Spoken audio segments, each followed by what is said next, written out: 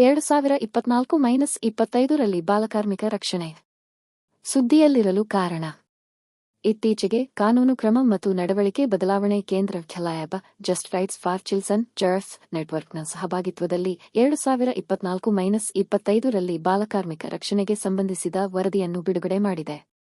10 ರಿಂದ 14 ವರ್ಷ ವಯಸ್ಸಿನ ರಕ್ಷಿಸಲ್ಪಟ್ಟ ಮಕ್ಕಳಲ್ಲಿ ಸುಮಾರು 90% ಮಕ್ಕಳು ಸ್ವಾಗಳು, ಮಸಾಜ್ ಪಾರ್ಲರ್ಗಳು ಮತ್ತು ಆರ್ಕೆಸ್ಟ್ರಾಗಳು ಸೇರಿದಂತೆ ಅತ್ಯಂತ ಕೆಟ್ಟ ಬಾಲಕಾರ್ಮಿಕರೆಂದು ವರ್ಗೀಕರಿಸಲಾದ ವಲಯಗಳಲ್ಲಿ ಕೆಲಸ ಮಾಡುತ್ತಿದ್ದಾರೆ ಎಂದು ವರದಿ ಬಹಿರಂಗಪಡಿಸುತ್ತದೆ. ಕಾನೂನು ಕ್ರಮ ಮತ್ತು ಜಾರಿ ಒಟ್ಟು 38,388 ಫೆರ್ಗಳನ್ನು ದಾಖಲಿಸಲಾಗಿದೆ ಮತ್ತು 5,809 ಬಂಧನಗಳನ್ನು ಮಾಡಲಾಗಿದೆ.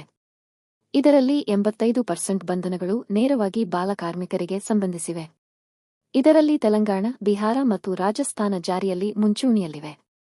ಉತ್ತರ ಪ್ರದೇಶ ಮತ್ತು ಮಧ್ಯಪ್ರದೇಶದಂತಹ ರಾಜ್ಯಗಳು ಹೆಚ್ಚಿನ ರಕ್ಷಣಾ ಸಂಖ್ಯೆಯನ್ನು ತೋರಿಸಿದವು.